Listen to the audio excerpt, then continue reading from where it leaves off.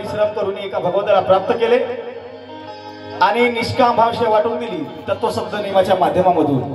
पण त्यापूर्वी मी 4 वडी तुम्हाला सांगितलं हो, 4 वडी लक्षापूर्वक ऐकावं। आदरणीय पार्थिव भाऊ, तुमचं नाव मला लक्षात येत नाहीये, काय नाव आहे? रेखलाल भाऊ, रेखलाल भाऊ पारदे आणि कमल भाऊ चौधरी हे आमचे 2 व्यक्ती संपर्काचे आहेत। मी काय म्हणतो 4 लाईन लक्षापूर्वक का खास तुमच्यासाठी समजा।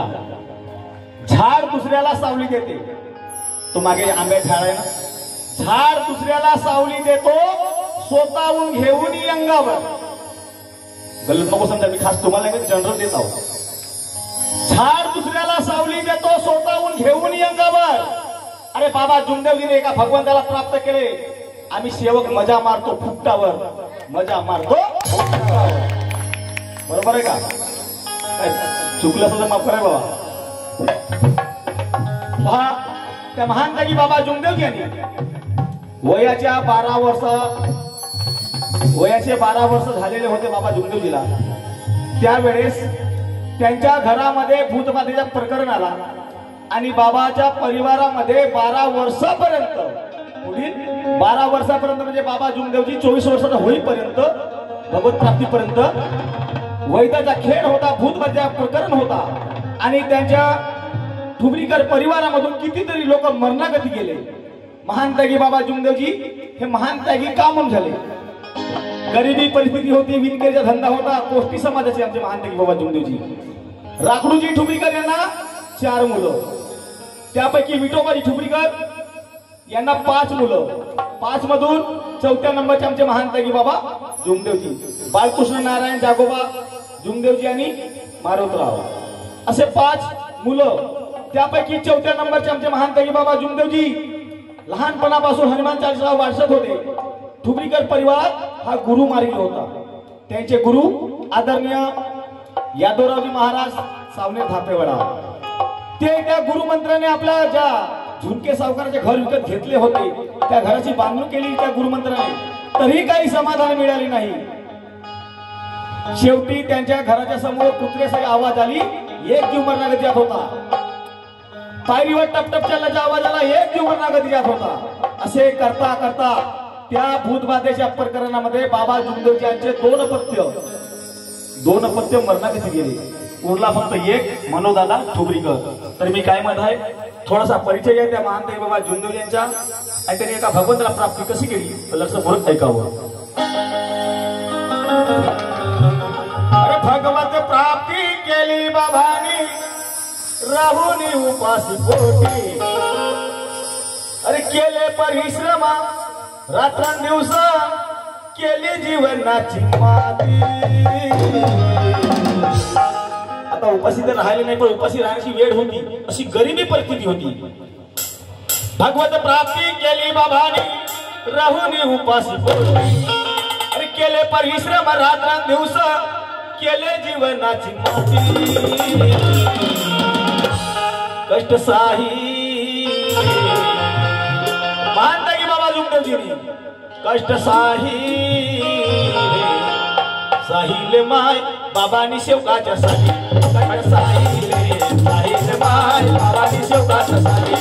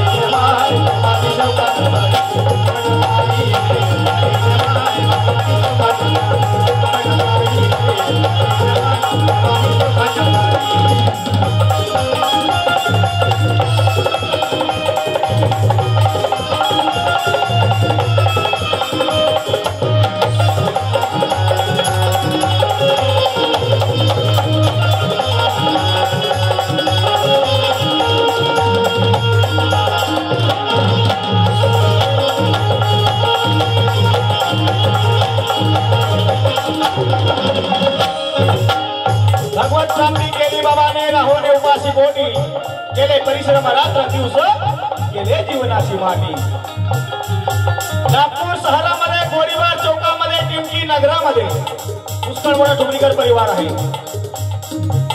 नागपुरात ठुमरीकर कुटुंब मोठा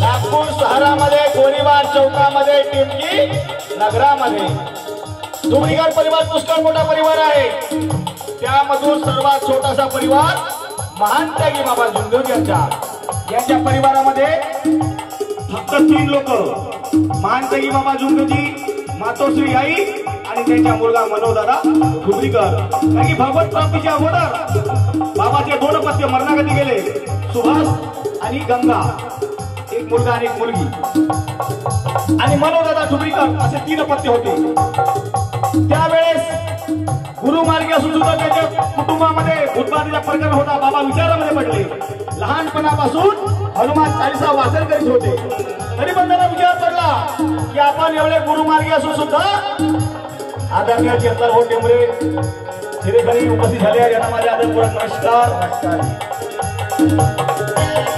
त्यांना विचार पडला की मी एवढा गुरुमार्गी असून आमचा परिवार गुरुमार्गी असून सुद्धा आमच्या कुटुंबामध्ये एवढा दुःखाचा डोंगर का आणि एवढा भूतबाधेचा प्रकरण का त्यावेळेस महानत्यागी बाबा झुंजोजी हनुमान चालीसा वाचन करत होते आणि बाबा झुंजोजी सुद्धा विचार पडला की माझ्या घराच्या समोर कुत्र्याची भुंकण्याची आवाज आली एक जीव मरणागती जात आहे पायरीवर टपटप चालण्याची आवाज आला एक जीव मरणागती जात आहे असे करता करता कितीतरी लोक आमच्या कुटुंबातील लोक मरणागती गेले म्हणून महानत्यागी बाबा झुंजोजी सुद्धा विचारामध्ये पडले आणि त्यांना सुद्धा वैदाची भीती वाटू लागली म्हणून माझे मध्ये काय आहे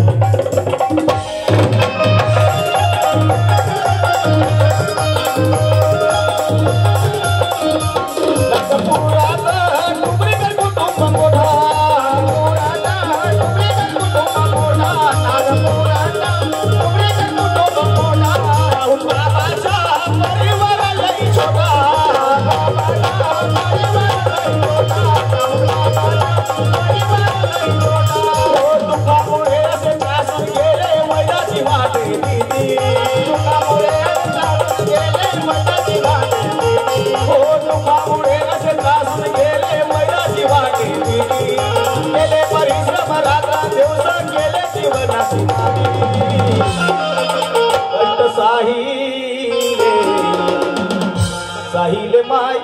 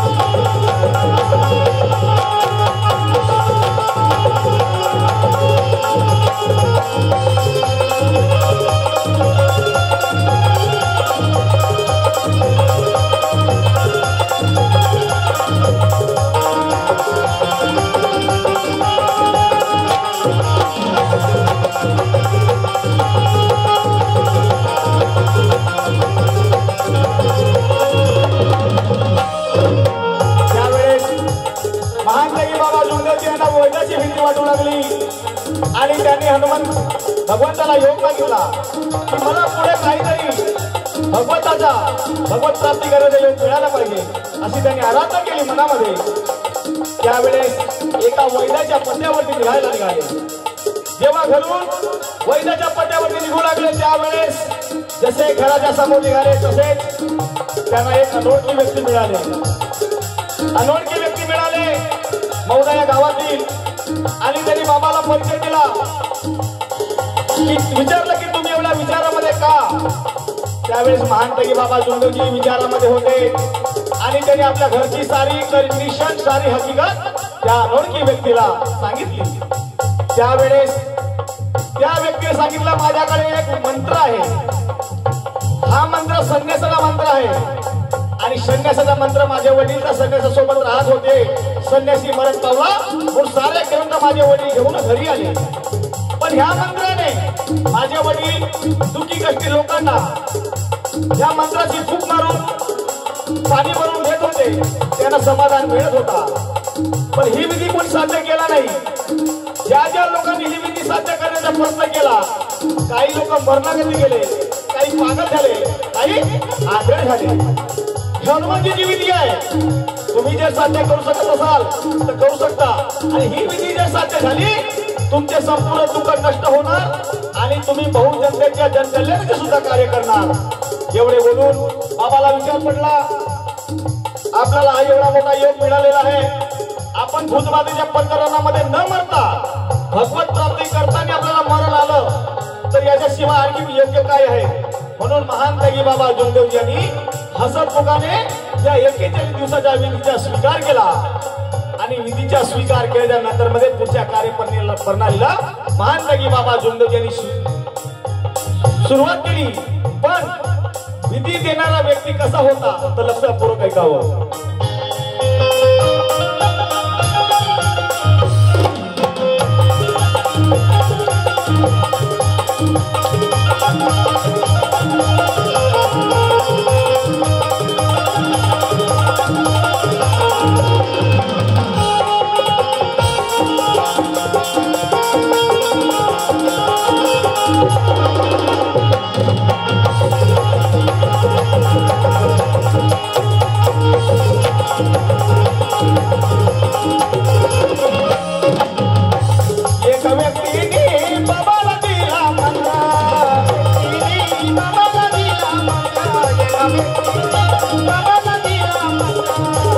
काही लोक म्हणतात, बरोबर आहे चेतलाल भाऊ, काही लोक म्हणतात की बाबाला संन्यासाने मंत्र दिला। बाई बाबाला मंत्र कोणी दिला जी? थांबा एक मिनिट, तुम्ही सांगा रामदाली बाई, बाबाला मंत्र कोणी दिला? आजी कोण दिला? बाबाला मंत्र कोणी दिला? कोणत्या व्यक्तीने दिला? नाव त्याच्या बाबांनी उल्लंघन केलं नाही, मी नाव नाही विचारलं, संन्यासाने दिलेला नाही। ज्या व्यक्तीने बाबाला मंत्र दिला तो एकदम सर्वसाधारण तुमच्या आमच्या सारखा साधारण व्यक्ती होता, त्याचं नाव मी घेऊ शकत नाही, कारण की बाबांनी सुद्धा त्याचं नाव उजागर केलं नाही। कोणी काही सांगतात, आम्हाला त्यासोबत लक्ष न ठेवता त्या माणसाचं नाव त्या व्यक्तीला गुमनामध्ये बाबांनी ठेवलं आहे। म्हणून एका सर्वसाधारण व्यक्तीने दिला आणि तो व्यक्ती कसा होता? एका व्यक्तीने बाबाला दिला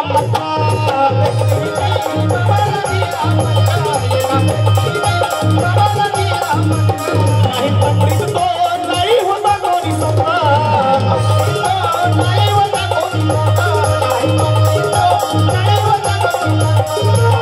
एका साधारण व्यक्तीने बाबाला मंत्र दिला नोव्हेंबर 1945 ला। त्यावेळेस महानतगी बाबा जुंगदेव यांनी हसत मुखाने त्या मंत्राचा स्वीकार केला आणि घरी जाऊन दुसऱ्या दिवशी चारही पाचही भाऊ बसले आणि बाबांनी त्या चारही भावांना सांगितलं ही हनुमानजीची विधी आहे, हा हनुमानजीचा मंत्र आहे। ही विधी जर साध्य झाली तर आपण आपल्या घरचे सर्व दुःख दूर करून कितीतरी बहुजनतेचे गोरगरिबाचे सुद्धा आपण जनकल्याणाचे कार्य करू शकतो। पण तुमच्यापैकी कोणी ही विधी साध्य करू शकते त्या इच्छित असाल तर तुम्ही करू शकता। बाबांनी कर्माकर्माने चारही भावांना जो मंत्र वाचण्यासाठी दिला, चारही भावांनी वाचन केला। चारही भावांनी वाचन केल्याच्या नंतर मध्ये हा मरण्याचा आहे म्हणून चारही भावांनी इन्कार केला। त्यावेळेस बाबाला विचार पडला की चारही भावांनी इन्कार केला आणि मी त्या व्यक्तीला शब्द दिला, पण मी मरीन किंवा जगीन एका भगवंताला साध्य केल्याशिवाय राहणार नाही असे बाबाच्या मनामध्ये प्रण निघाला। त्यावेळेस बाबांनी भावाला म्हटलं आपल्या की आपण असं समजा की आम्ही 5 नाही, आम्ही 4 भाऊ आहोत। जर ही विधी साध्य करत असताना मला मरण आला, पागल झालो किंवा आंधळा झालो पण यानंतर माझ्या पत्नीचा आणि माझ्या मुलाचा तुम्हाला सांभाळ करावा लागेल। एवढे बोलून महानतगी बाबा जुमदेव यांनी 26 नोव्हेंबर 1945 ला विधीला सुरुवात केली 41 दिवसाच्या। आणि पहाटे 5:30 वाजता महानतगी बाबा जुमदेव एका लोट्यामध्ये पाणी, अगरबत्ती आणि कापूर घेऊन हनुमानजीच्या देवळामध्ये जाऊ लागले। आणि हनुमानजीच्या देवळामध्ये जाऊन एक वेळा मंत्र म्हणत होते, फक्त एक वेळा, आणि 21 चक्कर म्हणजे प्रदक्षिणा घालत होते। असे करता करता 41 दिवसाची विधी पूर्ण केली।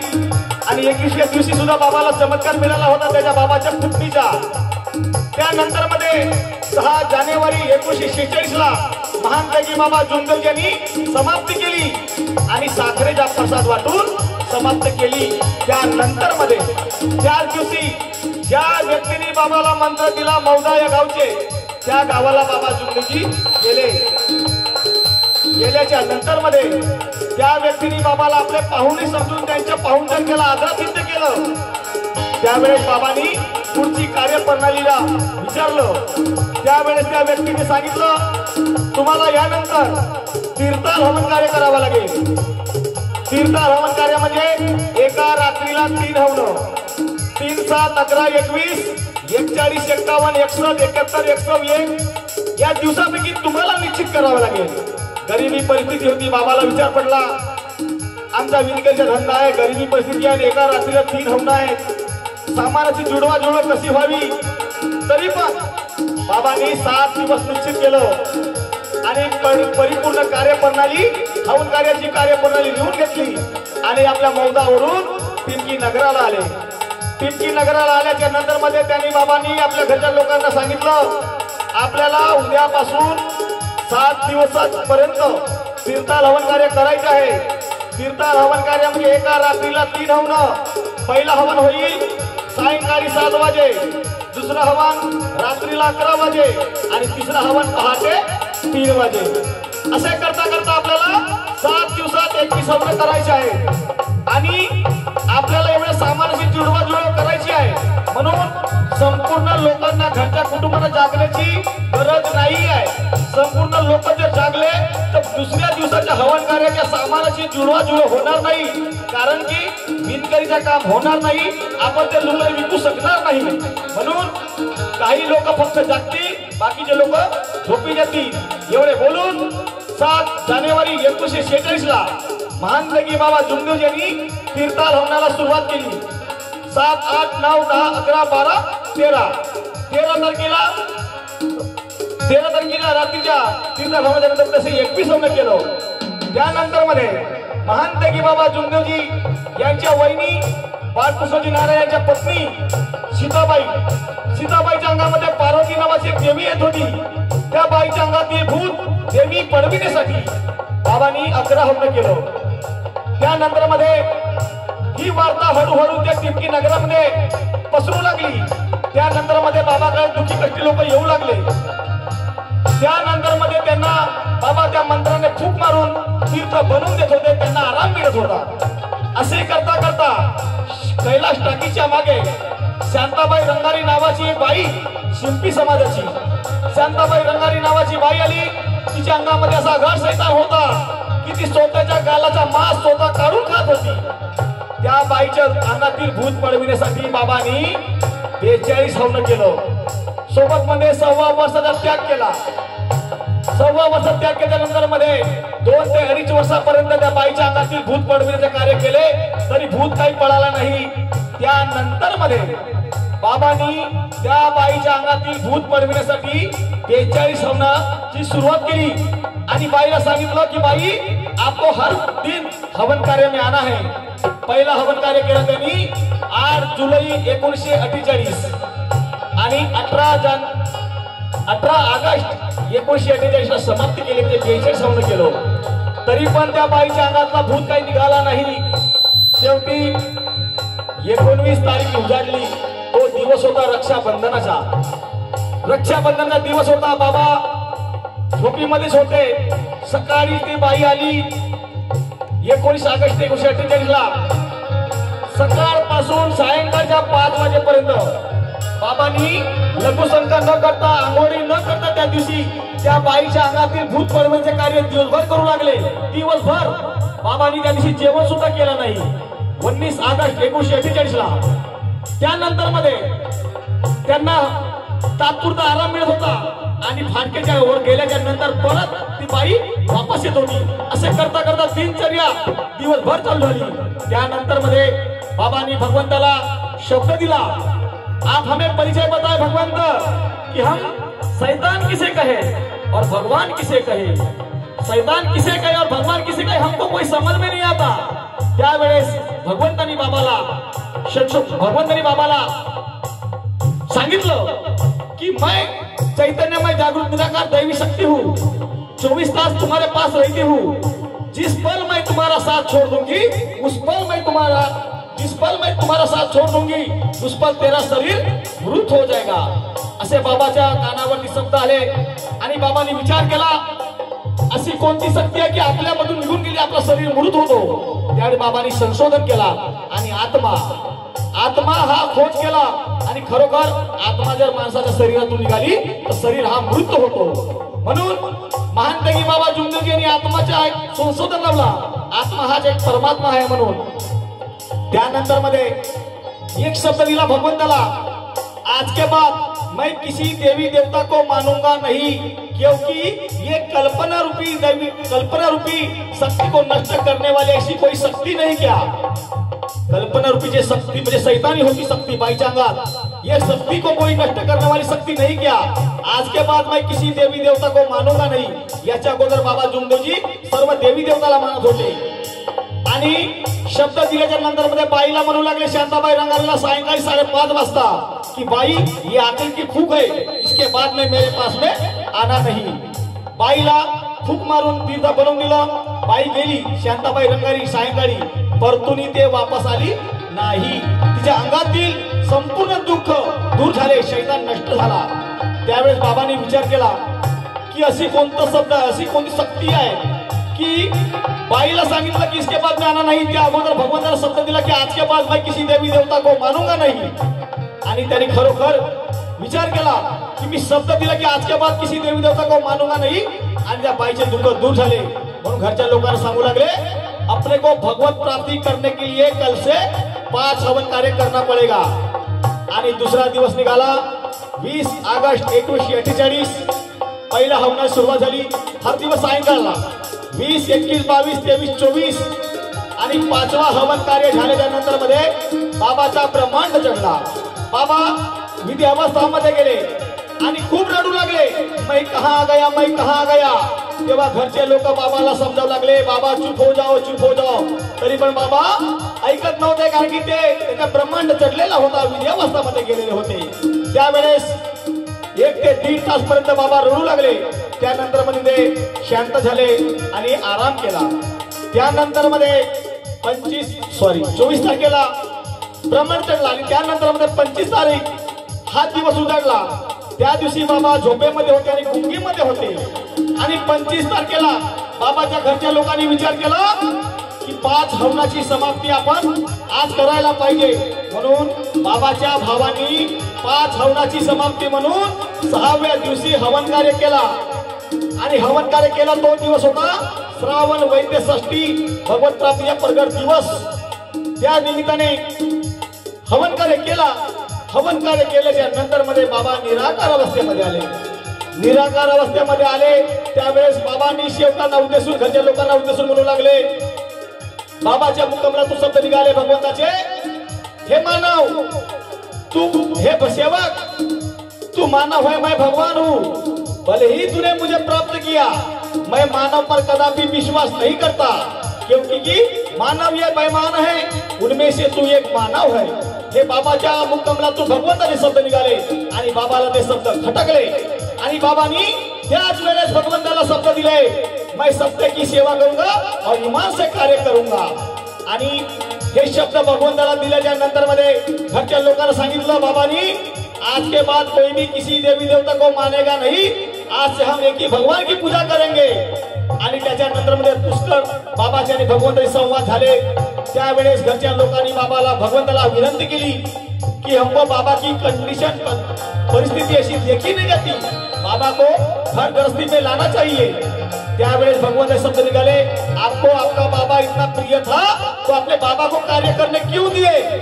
त्यावेळेस घरच्या लोकांनी सांगितलं, विचारलं भगवंताला कि हमको घर गृहस्थी में, बाबा को घर गृहस्थी में लाने के लिए क्या करना पड़ेगा। त्यावेळेस बाबाच्या मुखातून तो भगवान ने शब्द निकाले, आपको बाबा को घर गृहस्थी में लाना है तो आपको कार्य करना पड़ेगा। आणि घरच्या लोकांनी 3 महिन्यापर्यंत कार्य केले आणि 3 महिन्याच्या नंतर मध्ये 15 नोव्हेंबर 1948 ला बाबा घर गृहस्थी मध्ये आले आणि त्यांनी जनरल हवन कार्य केला। सांगण्याचा तात्पर्य हाच आहे की बाबांनी आम्हाला षष्टीचे हवन कार्य का म्हणून दिला। बाबांनी 5 हवन केलं, 6व्या दिवसाची समाप्ती, 5 हवन समाप्ती व 6व्या दिवशी बाबाच्या भावानी केली म्हणून महान त्यागी बाबा जुमदेवजी यांनी तुम्हाला आम्हाला सर्व त्यागी सेवकांना षष्टीच्या हवनाचा आदेश दिला। बरोबर आहे भाऊ। आणि तिथून 3 महिन्यानंतर बाबा घर गृहस्थीमध्ये आले आणि जनरल हवन कार्य केला म्हणून बाबाचे आदेश मंडळाला, आणि मंडळ म्हणजे परमपूज्य परमात्मा शेफ मंडळ वर्धमान नगर नागपूर आजही 15 नोव्हेंबरला वार्षिक जनरल हवन कार्य मोठ्या थाटामाटाने कार्य करीत असतात। सांगण्याचा तात्पर्य हाच आहे, बाबांनी या भावानी जर हवन कार्य केला नसता तर आम्हाला तुम्हाला षष्टीच्या हवन कार्याचा आदेश मिळाला नसता। म्हणून षष्टीचे हवन कार्य का म्हणून आहे आणि जनरल हवन कार्य काय म्हणून आहे मी तुम्हाला थोडक्यात समजावून सांगितलं आहे। मग पुढचे म्हणणे काय आहे लक्षपूर्वक ऐकावं।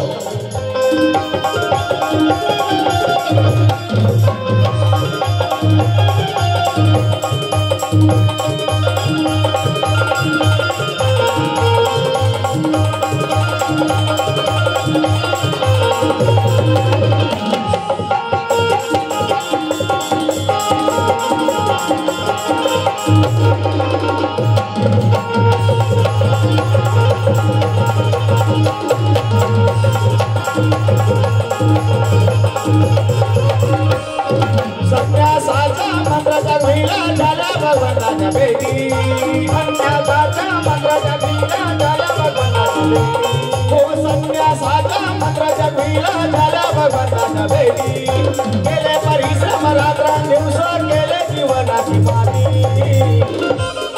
साहिले साहिले माय बाबांनी शेवकाच्या साठी, साहिले साहिले माय बाबांनी शेवकाच्या साठी,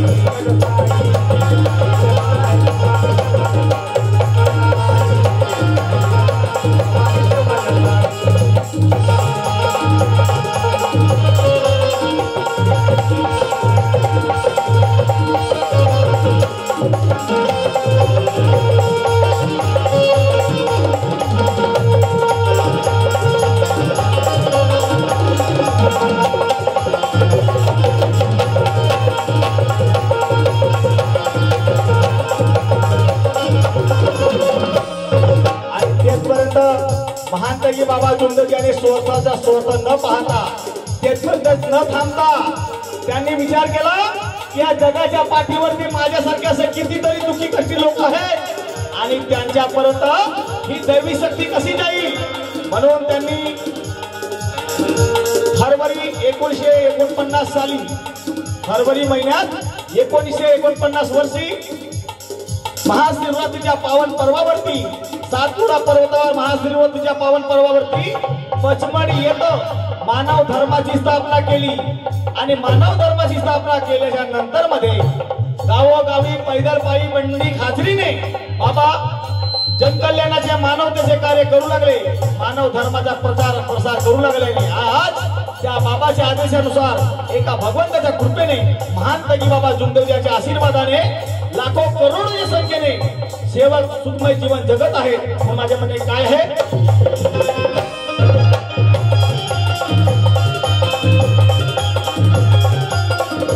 जाने सेवक बाबाच्या कृपेने,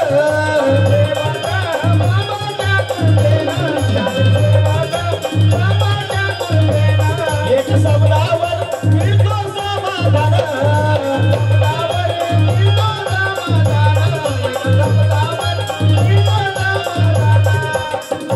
बाबा जुमदेवजी यांनी आम्हाला फक्त शब्दामध्ये भगवंत सांगितलं आहे। आणि जेव्हा आम्ही अनेकांमध्ये होतो, पंडा पुजारी पाशी जात होतो, त्याचा आखी लावण्यासाठी आपल्या वैदाकडे नंबर लागत नव्हता।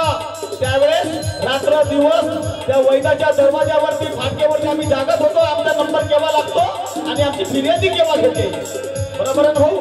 पण आज फुकटामध्ये आमच्या महानतगी बाबा जुंदेजीने दिली आहे आणि त्यासाठी माझा सेवक अज्ञानी राहायला नको पाहिजे म्हणून एक भक्ती दिलेली आहे।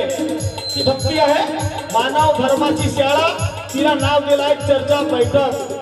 प्रत्येक गावामध्ये प्रत्येक गटामध्ये चर्चा बैठकीचे आयोजन बाबा जुंदेजी यांच्या आदेशानुसार होत असते। पण आज आमच्यासारखे सेवक लोक पान ठेल्यावर राहतील, मोबाईलवर राहतील, टीव्हीच्या समोर राहतील, पण 1 ते 3 तास त्या चर्चा बैठकीमध्ये सुद्धा देऊ शकत नाही, कारण की फुकटामध्ये कृपा आम्हाला मिळालेली आहे। हीच कृपा जर पैशाने विकत घेतलो असतो तर आम्हाला हिचा मोल समजला असता। महानतगी बाबा जुंदेजी यांनी आम्हाला तत्वसप्त नियमाच्या माध्यमातून अनमोल खजाना दिला आहे। आम्ही त्या अनमोल खजान्याला दुसरा कोणी चोरून न करू नये म्हणून त्याला कसं सांभाळता येईल म्हणून प्रत्येक सेवकानं सेविकानं तत्वसप्त नियमाचे पालन करून चर्चा बैठकीमध्ये जाणे गरजेचे आहे। म्हणून माझे म्हणणे काय आहे,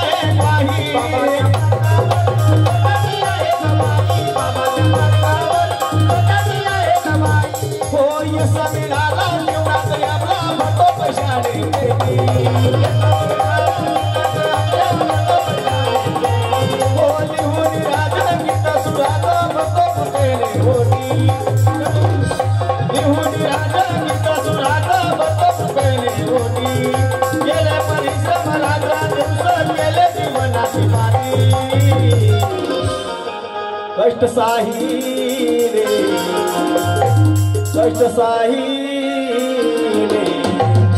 साहिले माय बाबानी शेवकाच्या